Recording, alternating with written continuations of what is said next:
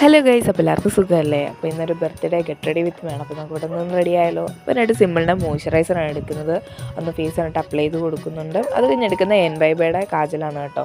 ഈ കാജൽ വെച്ചാൽ കുറേ നേരം ലാസ്റ്റ് ചെയ്യത്തൊന്നുമില്ല, പെട്ടെന്ന് പോകും. അപ്പോൾ ഞാൻ കൂടെ യൂസ് ചെയ്യുന്ന ഡാസ്ലിൻ്റെ ഐലൈനറാണ് കേട്ടോ. കണ്ണാടി നോക്കി എഴുതിയിട്ട് ശരിയാവത്തില്ല ഗൈസ്.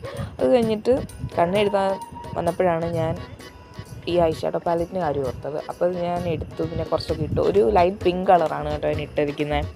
പിങ്കും പിന്നെ ഒരു ഡാർക്കും ഉണ്ട് കേട്ടോ. അത് രണ്ടും കൂടെ മിക്സ് ചെയ്ത് പിന്നെ കിട്ടും. പിന്നെ കുറച്ച് ബ്ലഷ് ഞാൻ ഫേസിൽ ഇട്ടിട്ടുണ്ട്, നിങ്ങൾക്കിത് കാണുമെന്ന് അറിയത്ത ഒരു ലൈറ്റ് പിങ്ക് കളറാണ് കേട്ടോ. പിന്നെ അതൊക്കെ ഇട്ടൊന്ന് സെറ്റാക്കി അത് കഴിഞ്ഞിട്ട് കാജലിട്ട് കണ്ണ് എഴുതുവാണ് കേട്ടോ. അപ്പം ഈ കാജലിട്ട് കുറച്ച് നേരം ഇത് ലാസ്റ്റ് ചെയ്യും. എന്നിട്ട് കാജൽ അതും കണ്ണാടി നോക്കി തന്നെയാണ്. എനിക്ക് ഫോൺ നോക്കി എഴുതി ശരിയാവത്തില്ല. ചിലപ്പം ഒരു കണ്ണ് ശരിയായ ഒരു കണ്ണ് ശരിയാകത്തില്ല. ഇതാണ് എൻ്റെ ഒരു പ്രശ്നങ്ങൾ. ഈ വട്ടം എന്തായാലും ശരിയായിട്ടുണ്ടായിരുന്നു.